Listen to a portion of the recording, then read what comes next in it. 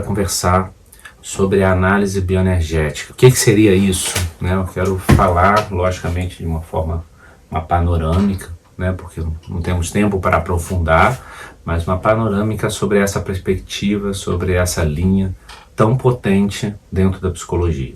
Para quem já ouviu falar, vai estar revisitando. Para quem nunca ouviu falar, eu vou estar apresentando. A análise bioenergética é uma perspectiva que fica dentro do eixo do campo analítico. Isso significa que a gente tem o Freud, que é o pai da psicanálise, como o nosso bisavô, o Reich, que é um discípulo do Freud, como avô, o Alexander Lowen, que é o fundador da análise bioenergética, como o pai dessa perspectiva. E aí tem uma história imensa dessa relação do Lowen com o Reich. Quem se interessar também pode acessar o livro do Alexander Lowen, que chama Bioenergética. Ele já inicia contando a sua própria história. O Lowen conta do encontro dele com o Reich e como ele fundou a análise bioenergética. Mas o que nos importa aqui é a gente poder entender, compreender esses axiomas da análise bioenergética. O que seria uma análise bioenergética tradicional, o que seria uma análise bioenergética contemporânea. O tanto que quando a gente passa por uma perspectiva contemporânea, e na ciência, no conhecimento, em todas as linhas, as pessoas elas inauguram algo, o avanço daquele conhecimento, e muitas vezes nomeando, moderno, contemporâneo, pós-moderno. Então a gente inaugura um novo conhecimento, nomeando com um outro nome. Mas isso não anula o conhecimento anterior. O conhecimento anterior ainda fica presente, ele coexiste dentro da metodologia, dentro do saber. Ele não é retirado do conhecimento e agora, a partir de agora, a gente trabalha dessa forma. Não, a gente tem as ferramentas do conhecimento tradicional, da análise bioenergética tradicional, e temos as ferramentas da análise bioenergética contemporânea. Então, com muito prazer, eu vou estar apresentando para vocês essa perspectiva, esses axiomas que eu tanto acredito. Muitas linhas dentro da psicologia, ela vem da perspectiva freudiana, que tem alguns axiomas. Tem um axioma da sexualidade infantil, que o Freud foi o primeiro que nomeou essa sexualidade infantil.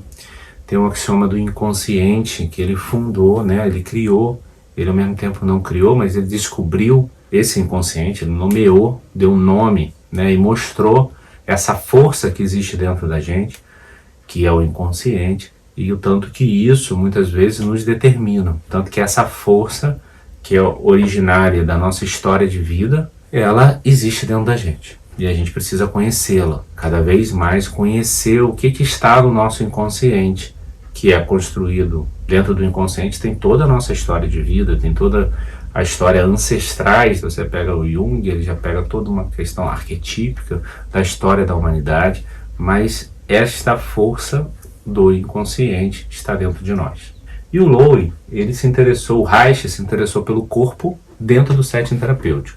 Quando você escuta alguém falar, eu sou psicoterapeuta corporal, significa que ela trabalha com o corpo, ela toca o corpo, ela tem intervenção no corpo do sujeito dentro do setting terapêutico. Então, além da gente trabalhar com a linguagem, com a fala, conversando, dialogando, com diversas técnicas de exercícios, às vezes escritos, ou falado, ou desenhado, a gente também trabalha com esses exercícios corporais. Por quê? Porque a gente acredita que você é o seu corpo, essa unidade psicossomática. E isso foi algo que chamou muita atenção do Reich, quando ele começou a perceber que as pessoas falavam de tristeza sorrindo, falava de coisas horríveis que elas tinham vivenciado, sem se espantar, sem se horrorizar, muitas vezes sorrindo. Tinha uma dissociação daquela expressão daquele corpo com aquilo que a pessoa falava, na linguagem, no discurso. E o campo analítico está muito no campo discursivo. Vocês lembram daquelas 5 linguagens do corpo? Linguagem energética, nosso corpo está sempre se comunicando de forma energética, de forma sensorial, de forma motora, de forma emocional e de forma discursiva, que tem a ver com o verbo, com a linguagem. O campo analítico fica no campo discursivo da psicanálise.